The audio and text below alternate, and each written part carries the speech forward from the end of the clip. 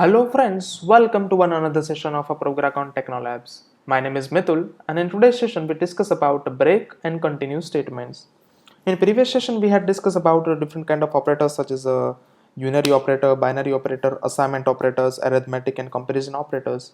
And meanwhile we also discuss about control statements, right, which is like a swift, switch statement, if else statements and many more.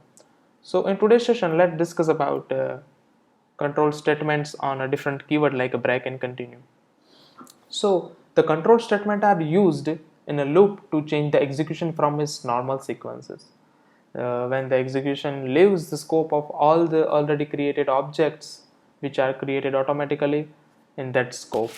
So in the Swift 4, we will check break statements like how it works. So in Swift 4, break statements is used in two cases. First case is the break statement is used within the loop when you have to immediately terminate the statements.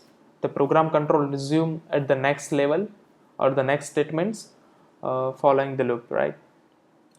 And it is also used to terminate the cases in a switch statement. We already seen a switch statement in the previous session. If you want to get a knowledge about a Swift statement, then you can check our previous videos.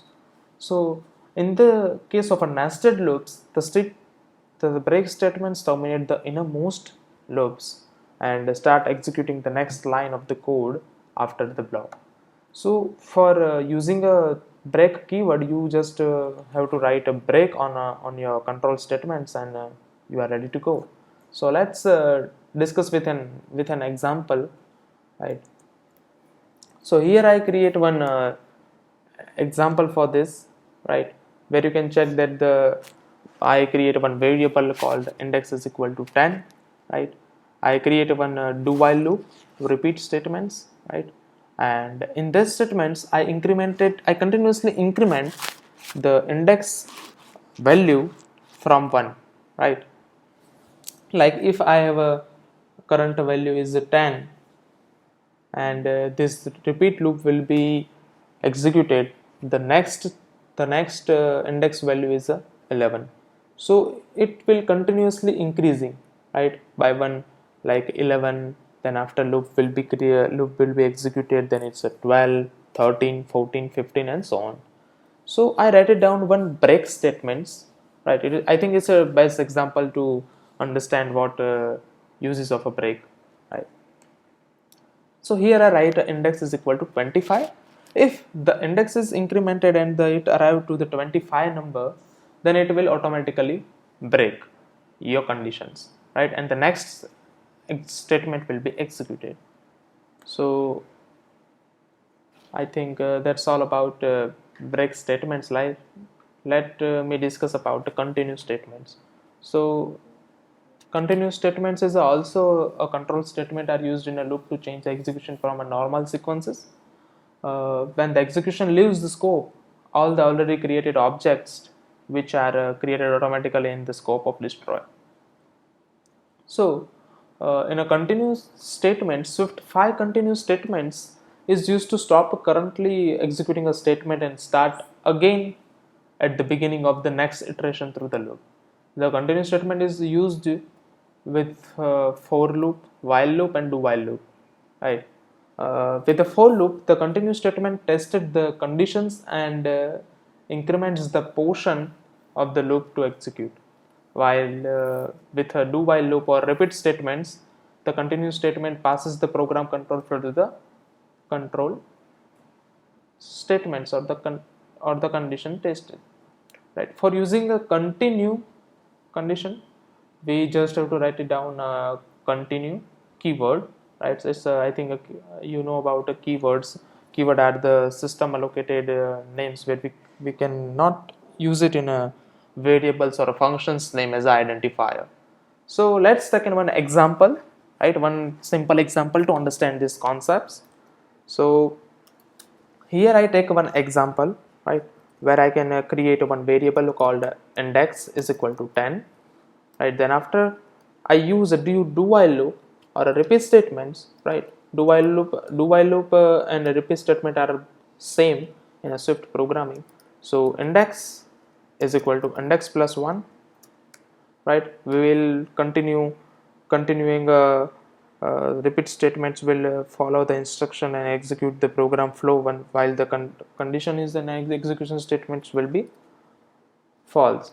So if index is equal to 25, then what we have to do? Continue. Perfect. And print our statements like value of index is index y. Perfect. And while no, we no need to do a while, we just use the while keywords, while index less than 30. Okay, great. So let me run it. If you found that it will be